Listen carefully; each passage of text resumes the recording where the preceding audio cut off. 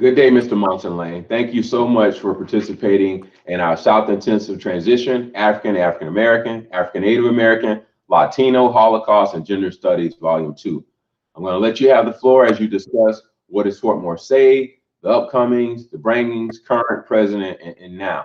Thank you so much on behalf of our school and the school district and the rest of the committee, Mr. Hollander, Mr. Gross, Assistant Principal, as well as Mr. Jetty, Principal, and Mr. Jefferson. Thank you so much. Oh, you're quite welcome, Mr. Glover. And before I get started, I want to give first of all, a huge hello to the South Intensive Training School. And I also want to give a huge shout out and a thank you to your computer lab manager, Mr. Glover. I've been around teachers all my life, and I know what a good one looks like, and you guys have a good one there. Before I start the Fort Mose story, I want to tell you a little bit about myself. My name is Munson Lane, and I make my home in St. Augustine, Florida. St. Augustine, Florida is just south of city of Jacksonville and about 250 miles from where you folks are now, straight up the East Coast. I'm a retired educator, retired from the Groton, Connecticut Public Schools, where for my first 3 years I taught history class, American history to high schoolers. I then went to the middle school and taught 3 years of American history to seventh graders. And I spent the rest of my career in administration, 5 years as an assistant principal, and the rest of my career as a middle school and elementary principal. I retired in 2015 and moved to St. Augustine, Florida, where I met a very special guy. I consider him one of my closest friends today, Mr. Mitchell. Mr. Mitchell is a retired Army officer, and he started to tell me a story about Fort Mose, which I knew nothing of, even though I taught history. He told me how he spends his weekend in the black militia at Fort Mose, and he really piqued my interest. I had to know more. So my wife and I joined Fort Mose, and today I'm the educational chair for the Fort Mose Historical Society. And today, I'm happy to share the Fort Mose story with you. The Fort Mose story is one of all the horrors of slavery and all the awful things that go around it. But it's also much more. It's also about the thrill of freedom and everything those freedom seekers went through to gain their freedom. The Fort Mose story is a story about heroes. There are many heroes in the story. It's a story about survival and what they had to do to get here. It's a story about bravery, intense bravery. But most importantly, the Fort Mose story is the story of the will to live free forever. After all, Fort Mose is, and this is what I want you folks to remember today, Fort Mose is the home of the first sanctioned free Black community in North America. Fort Mose came first, free sanctioned Black community. Now that makes the Fort Mose not only a St. Augustine story, it is a Florida story. Fort Mose is an American story, and Fort Mose is also an international story because really it starts on the west coast of Africa. Now the story begins in 1513 when someone by the name of Ponce de Leon discovers Florida. Ponce de Leon was sent here by the King of Spain to discover the new land that was found. And in about 50 years later, the Spanish king sent over to Florida troops to establish the very first community in North America in St. Augustine. Many people think it was the British up in the Mayflower and Virginia, but no, St. Augustine was founded 60 years before the Mayflower sailed. And what you have to understand, big part of the story is for 250 years, the countries of Spain and England were at war. They hated each other, and they were always looking for ways to provoke each other.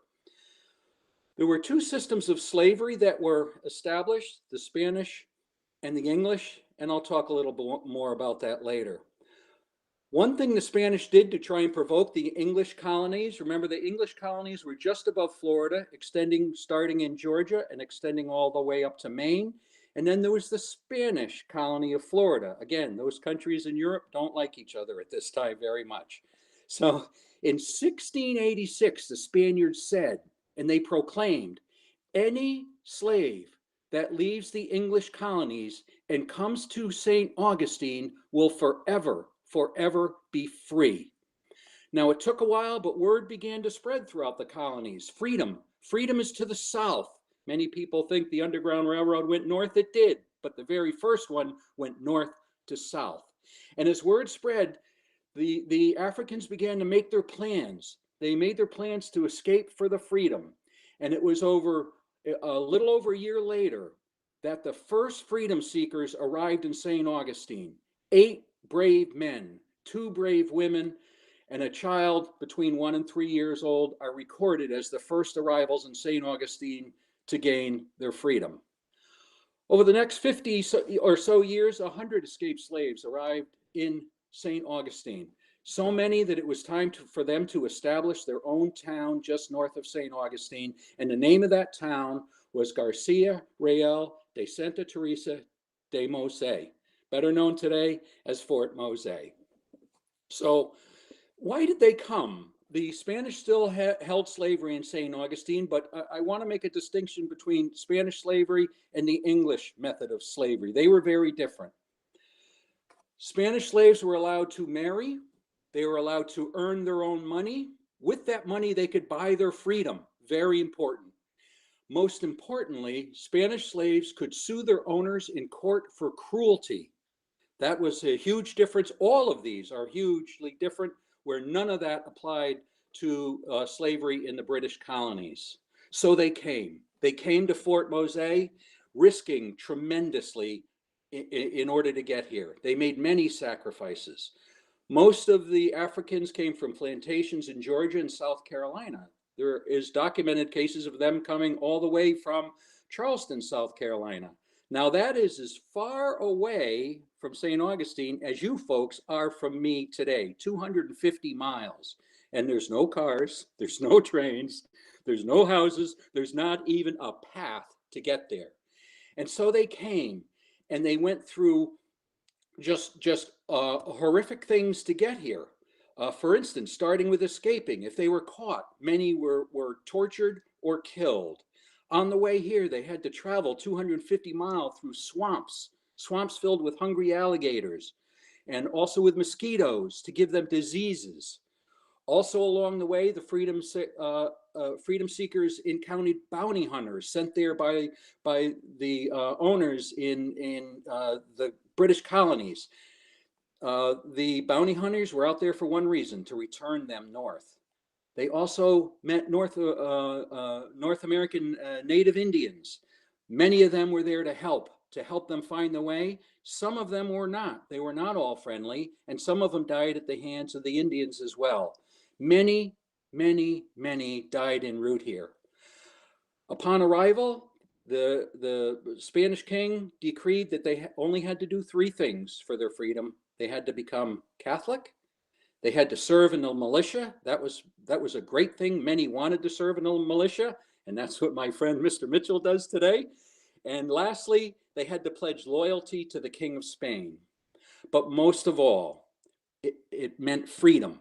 And what did freedom mean to these folks that arrived from up north? It brought together a variety of cultures from all of West Africa. It brought all those cultures together right here in St. Augustine. They had the sense of community. Where they could make the decisions for tomorrow. It gave them a sense of self-defense, that militia I talked about, and where they could build and own their own homes and protect their families, their sons, their daughters, their wives.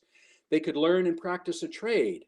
Our research on the property shows that they were involved in farming and fishing, and many developed carpentry skills, and they became iron workers. All that so they could earn money, raise a family, just like we all are free to do today. Most importantly, the decisions for the community were theirs and theirs alone. Unfortunately, Fort Mose only lasted for about 25 years. There was something called the French and Indian War that took place in the Treaty of Paris. All of Florida was sent back to British control, and those Africans that arrived feared their freedom and feared that they would be returned.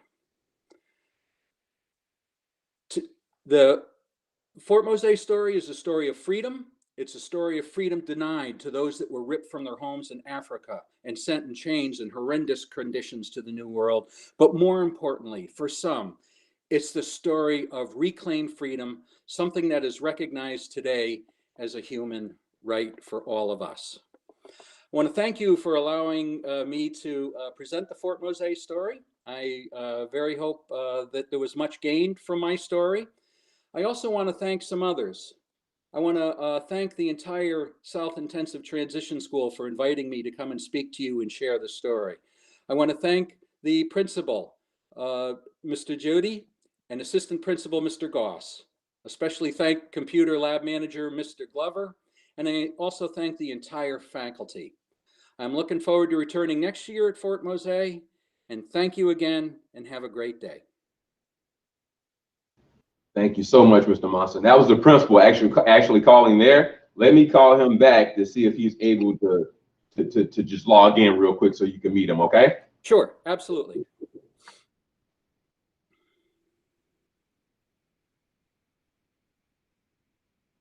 That was perfect.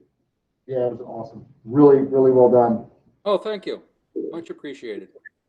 It's, yeah, Fort Mose is definitely on my bucket list on where our, we've been to St. Augustine as a family quite often. Yep. And we drove by, but the visiting center was closed at the time. Yeah. So on our things to do list. I sent you a link. Can you please? We unfortunately are a state park, and so Yep. we have to, conform to their closings and everything else. It's unfortunate. If you're ever up this way, or your kids are ever up this way, the Flight to Freedom we do in February. Are you aware of the Flight to Freedom? I've been there for the Flight of Freedom actually. Yeah, it's awesome. Awesome experience. We're expanding it this year, adding another scene 10, and Okay. but we're off, unfortunately, and this decision hasn't been made to when we're going to come back on. Okay, so when will it be active? You don't know? Okay, Flight to Freedom is up in the air. It's definitely off for February.